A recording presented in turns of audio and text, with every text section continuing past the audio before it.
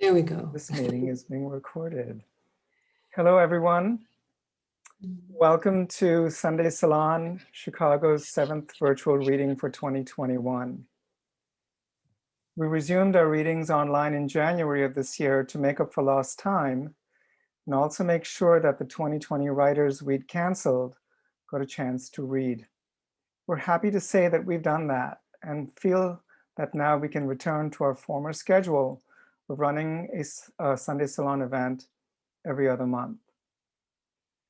We will remain on Zoom, however, for our next two readings that take place, and if you want to write the dates down, on Sunday, September 26th, and in November on the 28th, which follows Thanksgiving week. If all goes well and the Delta coronavirus variant does not spread in Chicago, we'd like to be back in person in 2022, so we'll be working on that. And hopefully things will be back to normal. We are so pleased to have you with us this evening, and we jointly welcome our talented readers, Cecilia Pinto, if you guys could raise your hands, James Stewart III, Steve Trumpeter, and Christine Maul Rice, who will read in that order. After the readings, we encourage you to stick around for a Q&A with our authors who will take questions from the audience. All right, so let's get started. I will give the floor to Natalia for our first reader. Hello. It's a pleasure for me to introduce our first reader, Cecilia Pinto. Cecilia Pinto is a writer whose fiction, nonfiction, and poetry have appeared in a variety of publications and journals, including Esquire, Fence, and Tri-Quarterly. She has also contributed to a number of anthologies, including American Gun from DePaul University Press 2020, and Mentor and Muse, Essays from Poets to Poets, Southern Illinois University Press.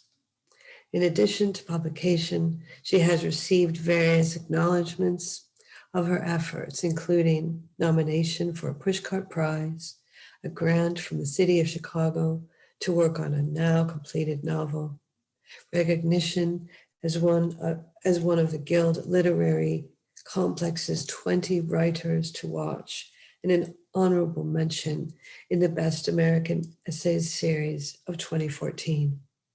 She has a poetry chapbook, A Small Woman, available from Dancing Girl Press. Her novella, Imagine a Dog, which was published this spring by Texas Review Press, was the winner of the Clay Reynolds Novella Prize. Imagine the Dog can be purchased from Texas A&M University Press or online retailers. Please give a warm welcome to Cecilia Pinto. So glad to have you here, Cecilia. It's all yours. Hi, thank you. I keep getting this message that my internet is unstable, so just to up the anxiety a little.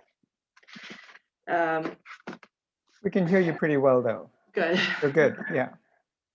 Isn't everything always a little unstable anyway? I am going to read the opening of Imagine the Dog, and I think it'll be pretty clear pretty quickly what this book is about. Ricky Rudolph was a Jesus impersonator. He was licensed by an organization called the Universal Holy Church to perform weddings. The rest was a magic show. He'd had a personal revelation and felt called. He made doves appear to bless the Holy Union and other stuff. People loved it. He didn't often see young innocents or the deeply religious before him for weddings. It was usually a couple on their second or third go around, people looking for a party, people who were more superstitious than devout. He couldn't count the number of times he'd had to accommodate a bride with both a dad, a stepdad, and mom's boyfriend, or overheard someone at a wedding say, what the hell, third time's the charm, right? This was his flock, and he was happy among them. It was all right that his clients didn't think they believed. It was really better when he did something like turn the water into wine at the reception. There were always gasps of pleasure and applause. He didn't do baptisms or funerals, especially not funerals. He didn't want anything to do with them, which was what he told the kid when he asked. Ricky had done a wedding, a Saturday afternoon affair with a large, sweaty groom in his 50s and a younger bride with a cute little caboose. There'd been a dispute about the champagne. The guests drank heavily, and the bride became pissy when the drink ran out. The groom approached him, asking that he produce more, said it was supposed to last the length of the reception. Ricky was irritated. He'd been sitting with a bridesmaid who was whispering her infidelities in his ear as her breasts pressed against his arm. But the groom insisted. Ricky sighed, said he'd see what he could do, and excused himself from the bridesmaid, who shifted herself back into her strapless party dress, trailing her hand down the length of a fold in his robes. On his way out to the parking lot, he asked a waitress where he could find the men's room. She directed him down a hallway. Then she said, can I just say it's like so weird. You look just like him, the hair, the beard, everything. He smiled and looked at her shoes. He found if he looked at people in the face too long, they took it as an invitation. Her shoes, creased with dirt and kitchen grease, had recently been coated with white shoe polish. You really do, she continued. I've got his picture in my wallet, a prayer card from when my sister died. I could show you. It's okay, Ricky said. You know, that's the deal. That's what I do. I know, I mean, you just look really good. She backed away as she spoke, bumping into a tray loaded with dirty dishes and coffee cups. He moved to help her, but she put her arms up, said, it's okay, blushing as she spoke. He gave her a sincere look. It really is okay. Giving her shoulder a quick squeeze, he breezed down the hallway, his robes kissing his ankles. He tried not to abuse the power of his role, but sometimes it was so easy to make people feel better with fakery and a few words. He made his way to the bathroom. Ricky loved being a Jesus impersonator. It was the best job in the world. He made a little money, he worked when he wanted to, and most ladies dug it. Besides, Jesus rocked. Who wouldn't want to be him? In the bathroom, he hoisted his robes and took a piss. Underneath, he wore trim black gym shorts and an old Santana t-shirt. He rinsed his hands, ran them through his hair, and felt in a pocket for the keys to his van. He had 2 more cases of champagne, but it was a hassle. He'd already billed, and people had a way of forgetting things after the wedding. A teenage kid entered the bathroom. He stood watching Ricky as he washed his hands. So, he said, you're Jesus. Ricky Jesus Rudolph, he rinsed his hands, shook them over the sink, looking at the kid in the mirror. Who's asking? If you're Jesus, you ought to know. Ricky glanced at the kid. He didn't seem menacing, but he was swaying slightly and he was bigger than Ricky. He turned from the mirror. My radar must be down, bro. Anyway, gotta go turn the water into wine. He drew out the last word wine in sort of a growl and made a flourish with his hands. He imagined this was how Jesus was, like a little flashy, a little cool, serious, but hip. The kid wouldn't let him leave. Yeah, that was pretty cool. How do you do it? Smoke and mirrors. This kind of conversation was no fun. He knew where it was headed. The kid thought he had it figured out, wanted to show off his smarts. He probably snuck a few drinks when no one was looking and followed Ricky in here, wanting to prove something or in the hopes of learning how to perfect the sleight of hand that it had taken Ricky a couple of years. No, for real. You can make that stuff happen, right? Or is it a trick? I think it's a trick. You're not really Jesus. You got me, bro. It's just a gig. But I get paid for it and the boss is waiting. So if you'll excuse me, I've got to go. The kid let him pass. But it's almost the same, right? You make it happen. Ricky was 5'10", like Stallone, he told the ladies. The kid looked to be 6 or 7 inches taller. His dress clothes were large and loose. He wore giant gym shoes, cheap ones, the green laces untied, the tongues hanging out. His long floppy hair was pulled back and up in a headband the same color as his shoelaces. "You make it happen," the kid said again. "Yeah, I make it happen," Ricky said. He wanted to ask about the headband, but instead he said, "What's your name?" "France. My mom said she wanted me to go far." It seemed kind of sweet, hopeful to Ricky, but if the name gave the kid any ease or satisfaction, it was hard to say. His face stayed plain, opaque, like the bathroom glass. France was readjusting his headband in the mirror and didn't say anything. The sunlight poured in one high window and all the dust floated silently around, not falling, just floating. Anyway," he said, "I gotta go, France. Nice talking to you." He caught the hem of his robe on the door on his way out. He thought momentarily that the kid was pulling on it. Turning around to unsnag the fabric, he glanced back into the bathroom. The kid stood. Ricky said, "Vaya con Dios, bro." Later, France stood in the bathroom in the dust and the light.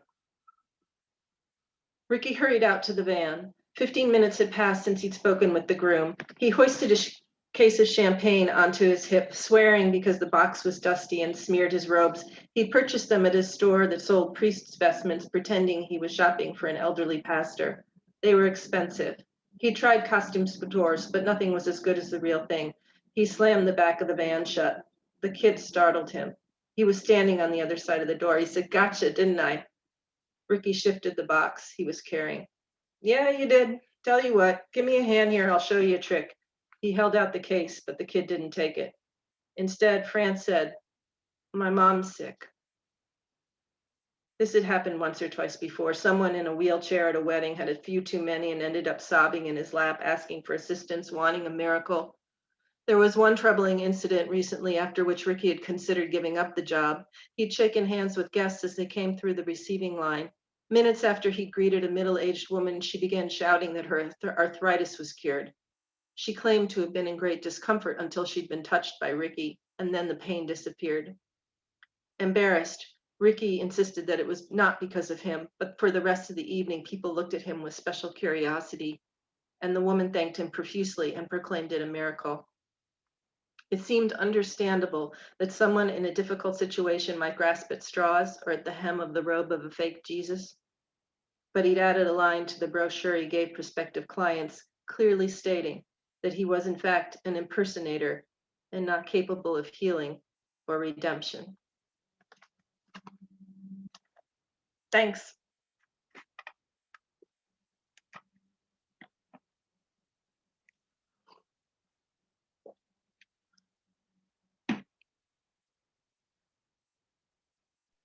Cecilia, that was just wonderful. Really, really nice. Really enjoyed that. Thanks. Our next reader is James Stewart III. He's a Black writer from Chicago.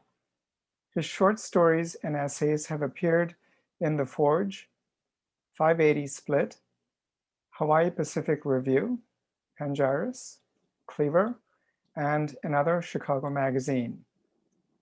In addition, James is a co-curator of the text-based performance series, The Guild Complex Presents Exhibit B.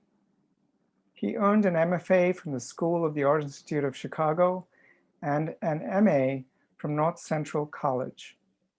Stewart will be reading from his unpublished novel manuscript, Defined Acts, about a multiracial working-class family's daily struggles and the costs they pay for loving each other. Please welcome James Stewart. Thank you. Thank you. Thank you, Ignatius. Thank you, Sunday Salon Chicago, for having me. I'm currently reading from Ragdale up in Lake Forest. I'm here for a residency.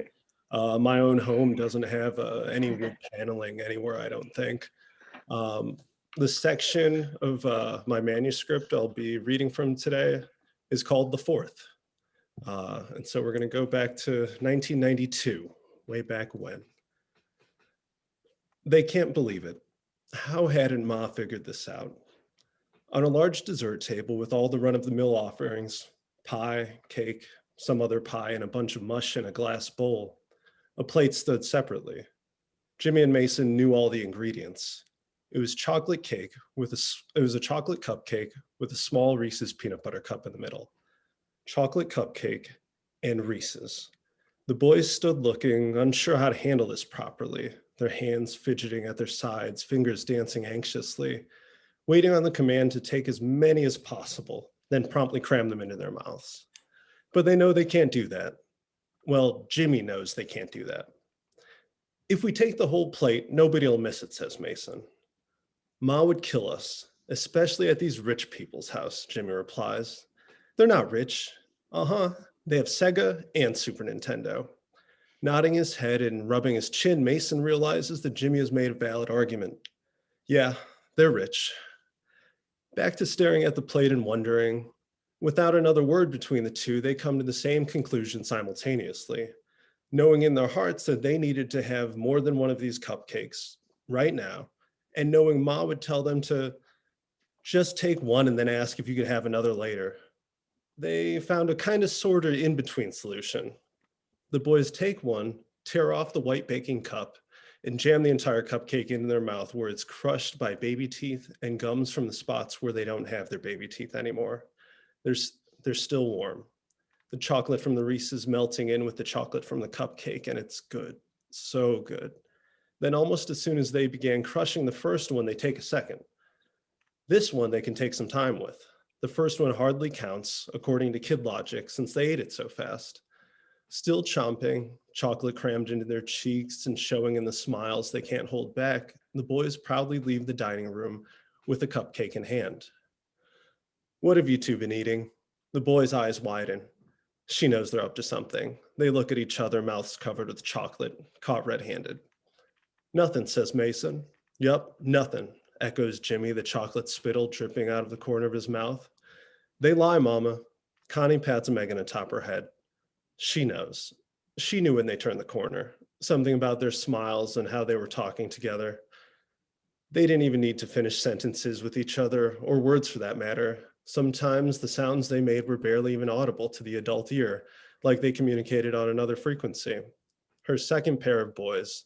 She couldn't imagine that growing up in a house with two sisters and a baby brother that she'd have to raise so many men. If they're talking, they're lying, dear. Nuh-uh, Ma. The chocolate still dripping from their mouths. When they're covering for each other, marathon interrogation, fingerprints, video evidence, and the empty cupcake wrapper wouldn't make any difference. It's a special occasion, though, and Connie figures she'll let this one go. You two run off and find your father. The boys' look of defeat or defiance turns into elation. The cupcakes come from behind their backs to their sides, and they walk away. When they're a few steps away, they do a little cupcake dance. But Ma, Megan whines. Taking a cupcake from the table, she peels off the wrapper, then pops half of it into her daughter's mouth. The argument vanishes. Connie takes one for herself as well, the ones with the Reese's. Connie decides to head back to the party, past the dining room with the cherry oak china cabinet, the sitting room off to the side with furniture that had gone untouched by children's hands, going through the kitchen that opened into their high-ceilinged living room with the television set the size of a refrigerator, and the beautiful fireplace with pictures of expensive vacations on the mantelpiece. They even had a little alcove off to the side with a computer. She heard that they could help the kids with their homework. She also heard they cost about $2,000. Connie and Megan walk out through the oversized sliding glass door with an expansive half-moon window above. The backyard unfolds into a world-class golf course, which seems busy to Connie, but then again, she doesn't really have anything to compare it to.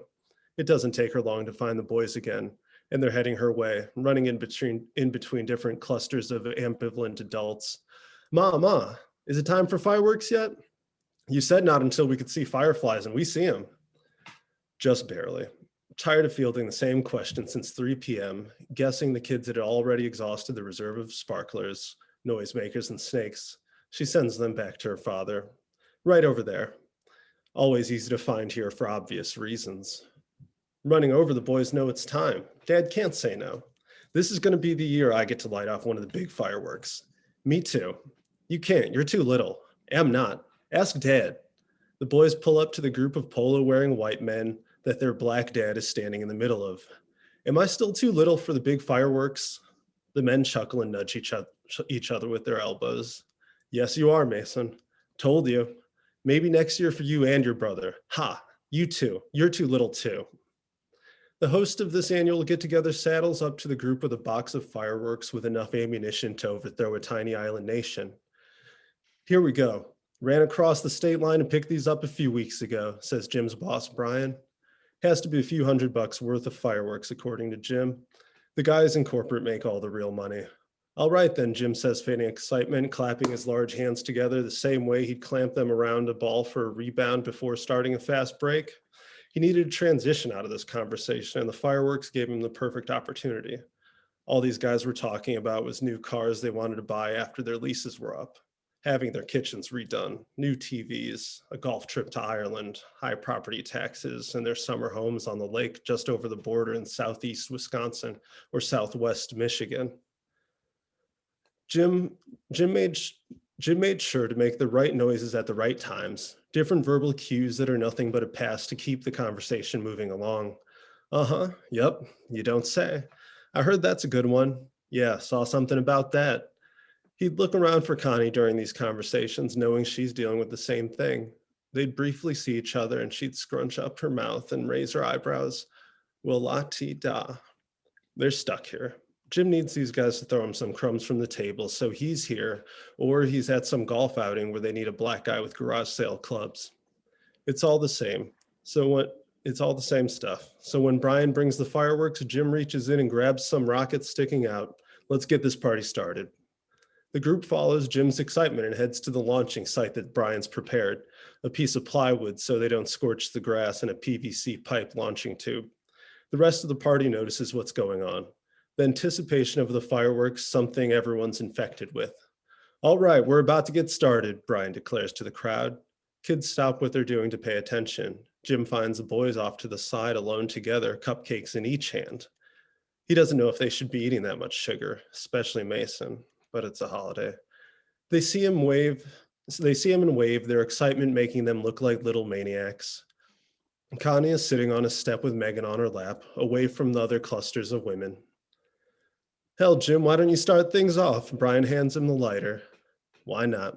Relieved not to be talking anymore, knowing that they'll be able to finally leave after the show, he jumps at the chance.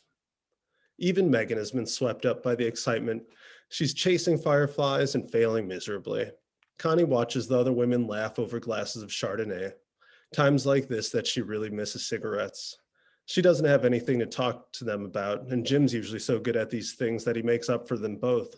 The other men love him, or the idea of him. Huddled around the launcher, Jim lights a wick, then drops the rocket down the pipe.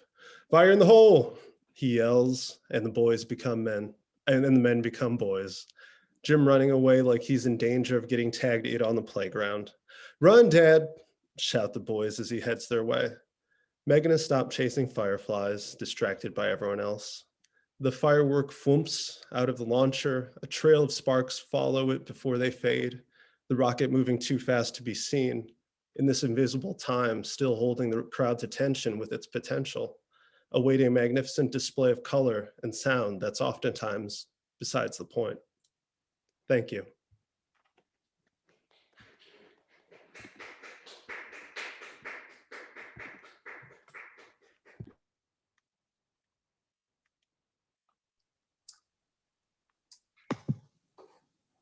Thank you so much. That was really wonderful. With both Cecilia and you, I was like, wait a second, why are you stopping? I want to hear more, sincerely. So thank you so much. Our third reader, I'm very happy to introduce. He's always been one of my favorite writers, Steve Trumpeter. Steve Trumpeter's fiction has appeared in Southern Review, American Fiction, Chicago Quarterly Review, Salamander, and others. And he was a finalist for the Chicago Tribune's 2019 Nelson Algren Award and Zoetrope's All Stories 2019 Fiction Prize. He earned a degree in fiction writing from Northwestern University and teaches creative writing at Story Studio Chicago. He's an all-around great writer, great painter, and great guy. So happy that he's reading tonight. Steve, take it away. Thanks, Natalia. I appreciate it. It's great to be back at Sunday Salon. This is a short story that I actually wrote a couple years ago, and I've never really tried too hard to get it published, just because I've been kind of saving it for the collections that might come out someday. But I noticed when I was updating it today, there's a reference to a like Democratic boogeyman. So originally it was Barack Obama, and then I updated it to Hillary Clinton, and now it's Kamala Harris. So unfortunately, pretty much everything else in this story still kind of holds up to when I wrote it a few years ago. So this is called Name Your Weapons. Matt's roommate, Sean, slouches in the living room 6 feet away from a 55-inch flat screen. He's smoking dope and splattering the goo out of zombies on his PlayStation. Matt would like to watch the news because his social media aggregators are buzzing about a possible hostage situation in a suburb of Nashville, maybe 10 miles from their apartment, but there's only one TV. Sorry, bro, he says, these zombies aren't going to shoot themselves. Gotta stay frosty. Why don't you grab a controller? I need to work. You never want to play. Take a break. We can do shotguns only, grenade mode. Name your weapons. How about diplomatic negotiation, Matt says. Is that a setting? Sean blows a cloud of smoke in Matt's direction. I just need 15 minutes to check out what the news channels are saying. It's important. This affects my job. My TV, my rules. Since Sean refuses to budge, Matt has to take his laptop into the kitchen while the cacophony of war spills out of the living room in 7.1 surround sound. It's a small apartment, and there's nowhere he can go that the phone calls he should make wouldn't be drowned out by exploding grenades and the rhythmic rat-a-tat of twin submachine guns. Matt doesn't have anything against video games per se. As a kid, he spent plenty of time glued to the Nintendo. Back then, the guns went pew, pew, pew and shot slow-moving red balls. Enemy soldiers flashed and disappeared when you hit them. Now the games Sean plays have real guns with real bullets. The bad guys gush blood. They die instantly when you manage to shoot them in the head, but fight on if you only wing them. Matt's not one of those people who thinks video games foster real-life violence, but bloodlust is bloodlust, and the squealing delight Sean takes in carnage leaves a tip of the pencil taste in Matt's mouth. He'd like to watch the news because he's going to have his hands full if this hostage thing goes south, and this is the part of his job that devils Matt's conscience like a lingering insult. Matt's father owns Forrester Outdoor Sports, and gun sales make up the lion's share of the family business. Matt had agreed to take over their online presence in exchange for his parents ponying up for a Vanderbilt tuition. And while he sometimes feels like an indentured servant, he's discovered in himself a real aptitude for crafty sales methods. For example, Matt's roommate is 24 years old, and they live in one of the safer neighborhoods in the Nashville metro area. Sean's typical day consists of getting high and playing video games when he isn't getting high and delivering pizzas. And because Matt has subtly but persistently normalized his roommate's fear of zombies, Sean now owns 2 real-life Glock 17s, a Remington semi-automatic shotgun, and an AR-15 assault rifle with extended clips. It's put a significant dent in his very limited budget, but he is 100% convinced the zombie apocalypse is only a matter of time, and he'll be damned if he's not going to be prepared. This is all Matt's fault. Matt's browser is still open to 9/11truthersfortruth.org, where he'd been practicing a little guerrilla marketing that morning. It hadn't taken Matt long to discover the secret to selling guns is stoking the fears of the people that buy them. This is why someone like Matt's roommate will spend a small fortune in arms and ammo to keep the zombies at bay. It's like watching a dog go bounding off after a tennis ball that Matt only pretended to throw, falling for the same trick every time over and over again. And Matt's starting to feel a little guilty. But it's easy to profit from paranoia, and success has a certain allure too. This morning, he had infiltrated an active comment thread about the feasible burn temperatures in Tower 2 by posting cryptic messages from a fake account whose email address ended in .gov. It's a cold day for spelunking. Green pants will be unfashionable by October.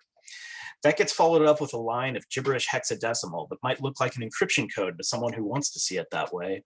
Usually it only takes a few minutes. Someone notices the post, puts on their tinfoil hat, and raises the alarm that the NSA has found their dark little corner of the internet.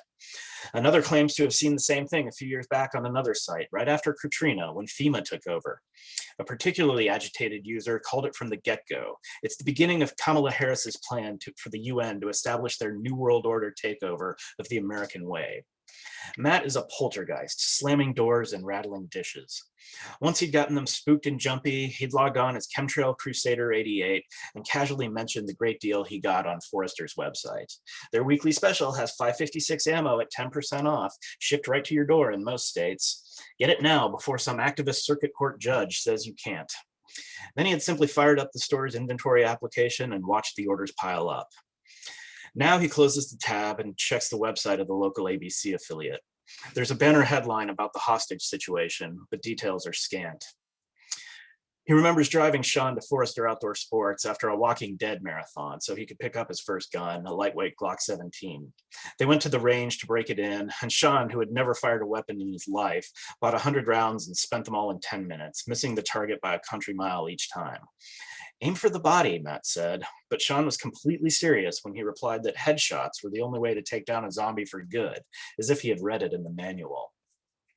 Matt fired off a few rounds with Sean's new gun, plugging the target right where its sternum would be.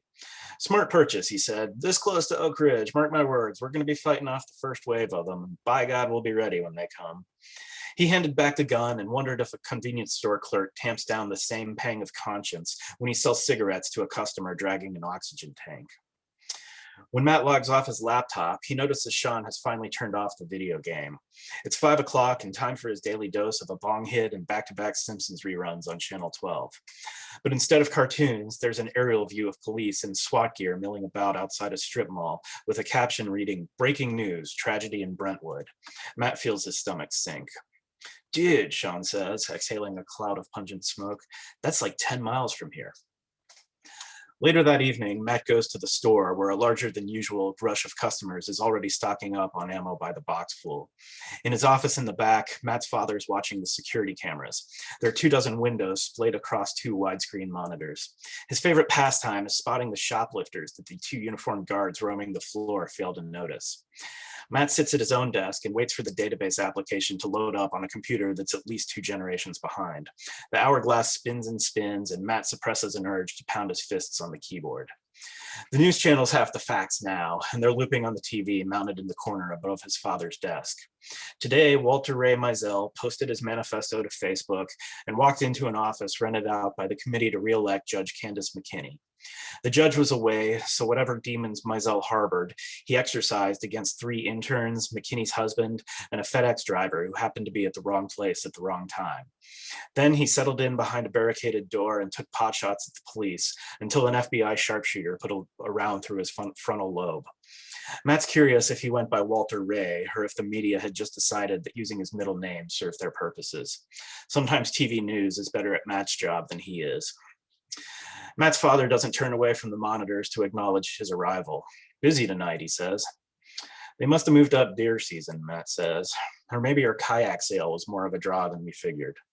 Matt's father snorts and takes a sip of his coffee. Look at this, kid in the knit poncho with the Braves cap lurking around the Oakleys. Come on, try it. The teenager on camera tries on a few pairs of sunglasses, but doesn't even bother looking at his reflection in the mirrors at the top of the display. His head swivels back and forth, taking in his surroundings, but never seeming to notice the dark half domes of the cameras mounted on the ceiling. Matt's father had moved the display to that spot a few months back, and it had served as a tantalizing honeypot. You gonna post anything about this Mizell deal? Matt's father asks. I'll give it a few days, Matt says, lest we look like a bunch of goddamn vultures. Looks like we're doing fine as it is. There's a formula to these things that Matt understands. After a respectable period of time, maybe a day or 2, it'll be his job to take to the Forrester Outdoor Sports Twitter account and express sympathy for the victims. That'll be followed by a reminder that a lawfully armed citizen bystander might have stopped Walter Ray Mizell before he ever got that first shot off. So come on down to Forrester's, Nashville's #1 arms and ammo retailer, and prepare yourself to be that hero. Then he'll turn off the computer and put his head down on his desk and wonder why it isn't camping supplies that people buy when the whole world goes to hell.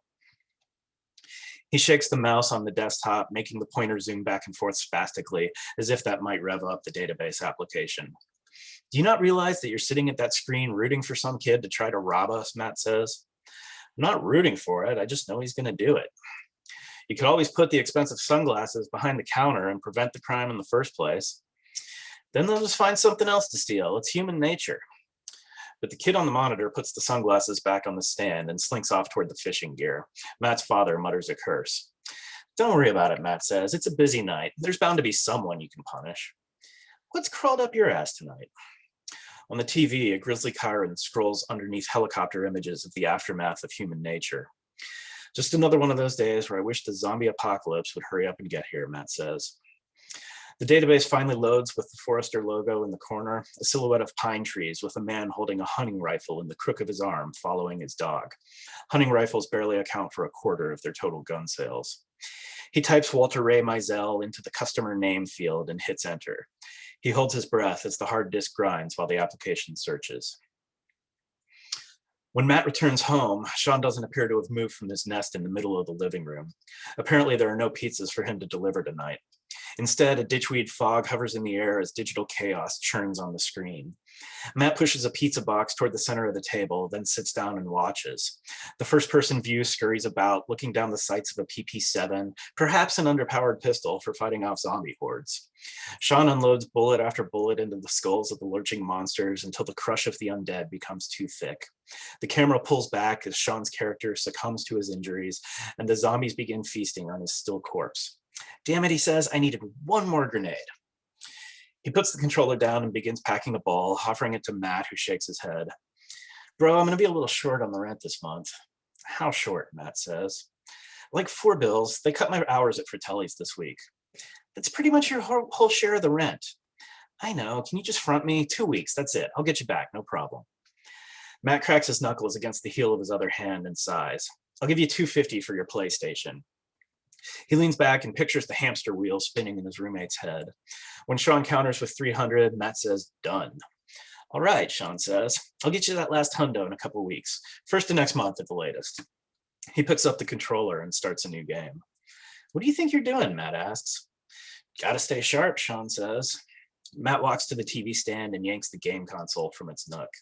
It's my PlayStation, he says, my rules. The TV goes dark as the cables pop free from the unit.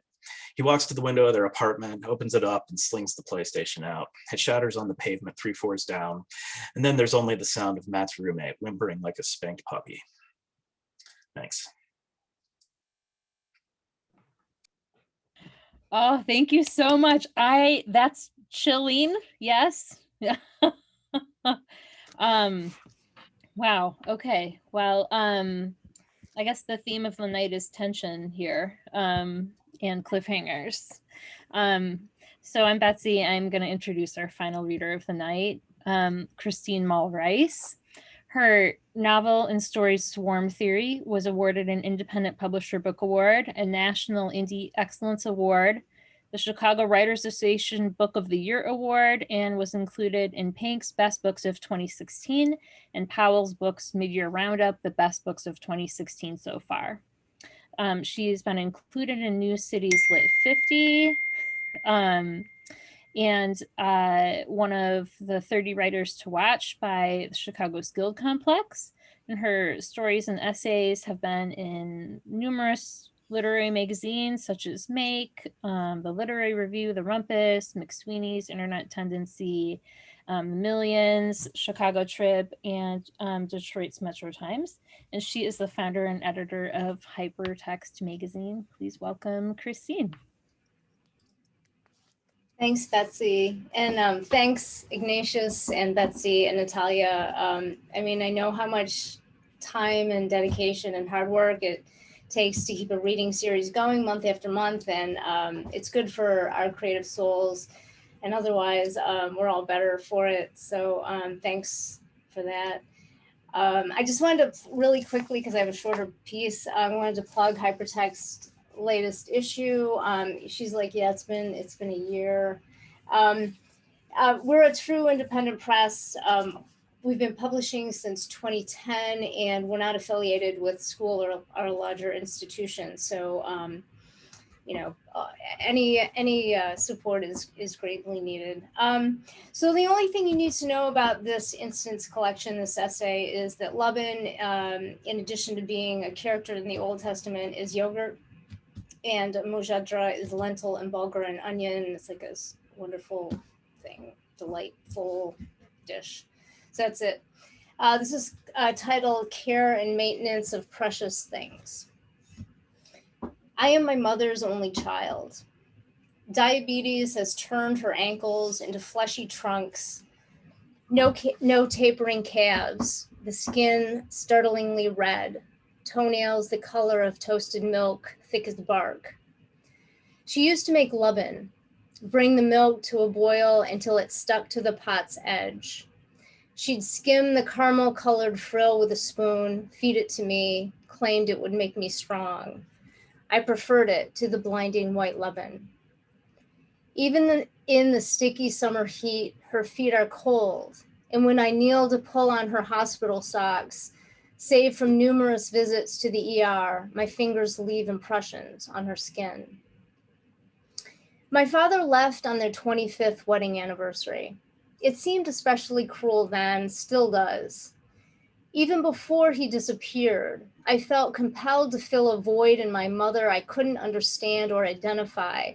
And after all this time, I find myself unable to resolve conflicting feelings. Sometimes when I'm pushing urine-soaked bed sheets in the wash, the smell gagging me through my mask, I wonder if I'm being punished. It's my fault, after all, that she soaked the bed. You didn't put the mattress pad under me, she says, repeating it 4 times until I walk away. I feel guilty for resenting her. She's ashamed. How do I honor the way her body has betrayed her? I want to excise my resentment, slice it clean out. When will they have a vaccine? She wonders as I pick up a murder of spent tissues on the couch and strewn around her feet. The indented couch cushion where she spends most of her day napping, reading, watching TV, and the adjoining cushion have become her office. There are stacks of bank statements, receipts, Medicare and Social Security statements, a bamboo back scratcher, tissue boxes, tongs employed to pick up nail file glasses, remote stamps, notes rewrite to communicate because she is profoundly deaf and refuses to wear hearing aids. I read lips, she claims, but my mask, I want to say. At 99, she's become my child. She lives with us and we do what we can to protect her because the world won't. I buy diapers and puppy pads and prescriptions and Smucker's low sugar strawberry jam and brownberry bread and Nabisco toasteds, onion flavored, and Kraft sharp cheddar, it must be sharp, and strawberries without green tops, and Butterfingers, don't tell, and cotton balls and Tucks and Folgers coffee. Did you use the coupons I gave you? She asks. Her nurse, who visits every Monday, pesters her about her weight. She's worried about her weight her entire life, I say. Let her be. What I want to say, leave her alone about it already. Color, wash, and set every 2 months until the pandemic. Now I help her into the shower, pull the washcloth over her. The smell of Dial soap fills the humid space. I wash her silver hair, but the hair at the nape won't cooperate. It's Brillo pad stubborn. The water refuses to soak it. Drying her off, getting her into a chair, I cut it as best I can and then dye it with drugstore color. Despite my best efforts, her hair turns a dull pink. She moves the mirror back and forth, tilts her head. I like it, she says, and I think she means it. Every time I leave, she says, I love you, honey. Give the girls a hug. Years after a DNA test, I get an email claiming my mother is the aunt of a woman I've never met. My mother is the only living and youngest of 8 children. I have a large and loving Lebanese family. We know each other, grew up together. I ask, did Uncle Tommy have a child? He was a bachelor, it would make sense. No, she says resolutely. She pauses, and I wonder fleetingly, hopefully, could it be my sister? No, not Tommy's, she repeats, shakes her head. I've never told anyone this. All these years, I've never told anyone. Tommy and I drove Em to a house in Detroit. She was pregnant before she was married. I remember crying the whole way home. It was a different time then. We find out later, after we've been in contact with her newly found niece, that Em named her two daughters, the ones born in wedlock and after the baby she gave up for adoption, the same names as the baby's two older sisters. It was a clue, I think. Dear Em left a clue. I find out too that when this baby had a serious operation, an exotic looking woman waited with them in the family lounge. Was it dark-eyed Em? Did Em know the adoptive parents of her child? Em must have loved her baby wholly and desperately, but because it was a different time, gave her up. My new cousin, this child Em felt she needed to give up, writes my mother every week. My mother yearns to meet her, but because of the pandemic, it's too dangerous. My father, who left but came back into my life when he became ill, who I loved in a desperate kind of way, but did not care for physically like I do my mother, recovered in a nursing home after hip surgery. It's a rule, they said. Rehab facility, they called it. Smelled of shit and urine. One day during a visit, we went into the lounge. He read the Flint Journal while I tried to think of safe topics to discuss, something besides asking, why did you leave for 2 decades? A little woman, her skin the color of ash, eyes roomy, sits next to me holding a wad of blankets. My father looks over the newspaper, shakes it, resumes reading. I can't find my baby, she says, her voice desperate. Your baby? It was just here. Where? Here, she says, pointing to the blankets. My father shakes his head, warning me off, but I disregard him. I unravel the flannel bundle, a multi-layered cocoon. When I pull away the last layer, revealing the bundle's middle, I find a bloody mucus plug. To this day, I can't identify exactly what it was. I flinch, grazing the little woman's nose with my hand. She wails like a wounded animal. I will do anything to keep my mother out of a nursing home. She's on the floor, on her back, unable to move. It's March 2020, and the pandemic has hobbled Chicago, the world. She'd called, but I had been on the phone, declined the call, didn't listen to the message. And when I get up there 30 minutes later, I curse myself for not answering. I help her sit, get her up, ask her if she's in pain. The hip, I ask, does your hip hurt? We're both trembling. There will be no hospital visit, no nurse. Elderly people are dying, and there's a general sense of helplessness and confusion about why and how. I call her doctor, and he says to sit tight, don't let anyone in the house, check for bruising. For the next 3 months, I dress her, bathe her, make her meals, help her in and out of the bathroom, get her in bed, tuck her in, turn off the lights. Years ago, a physical therapist came to the house to evaluate her. She's so small, barely 5 feet, the spinal stenosis compressing her year by year. He put his arms around her roughly, as if hoisting a bag of dirt, turned her around with his hands against her breasts. What are you doing? I asked, livid. Why are you treating her like that? He looked at me as if no one had ever said that to him before. She's made mujadra, but she didn't use enough onions. The bulgur is hard and the lentils barely cooked. It's good, I say, lying. Your dad used to like this, she says. We rarely speak of my father. Do you pray for him? I hadn't been praying for him, and the realization surprises me. You should pray for him, she says. I do. She runs out of adult diapers and I'm forced to go to Walgreens. Before I leave, she pushes coupons into my palm. As I'm checking out, a young man stands behind me, 20s, buying White Claw or something.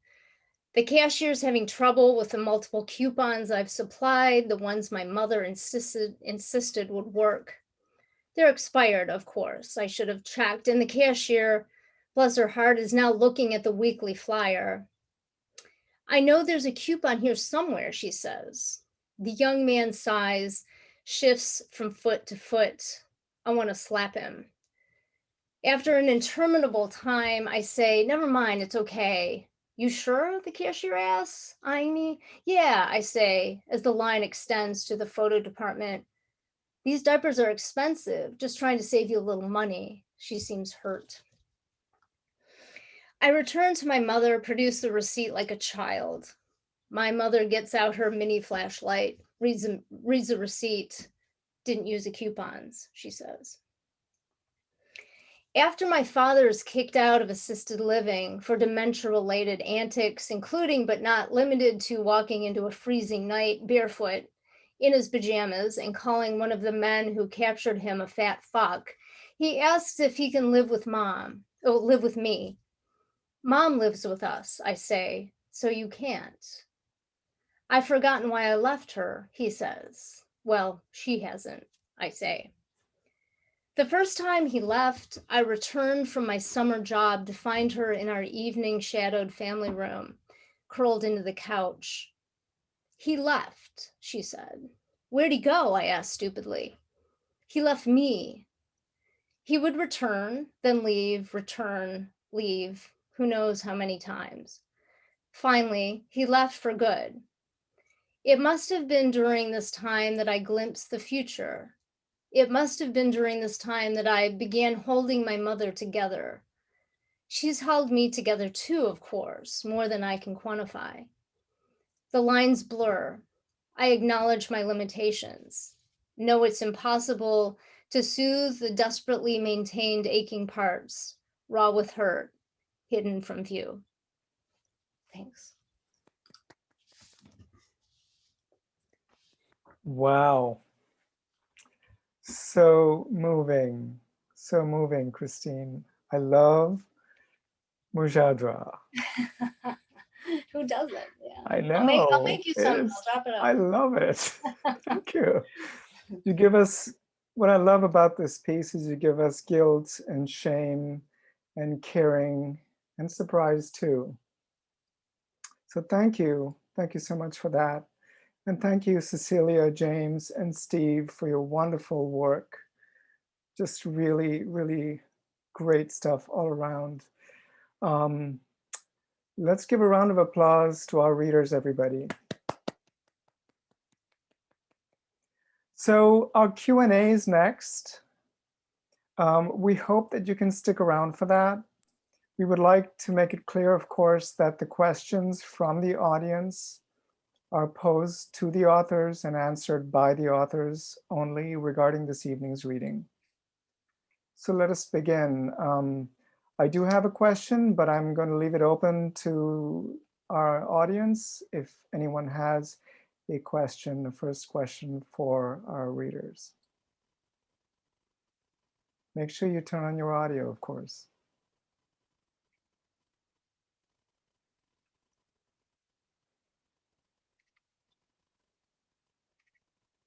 Okay, Deborah, go ahead. I didn't catch the name of the piece that Christine just read. May I have that name? Christine? It's going to be published this fall, but it's, what is the name of it? It's called Care and Maintenance of Precious Things, but it won't be published until October. But yeah, so I'll link to it when I know when I know. Thank you. And it'll be published as a short story or a novel or? So that's an essay, and it will be published by my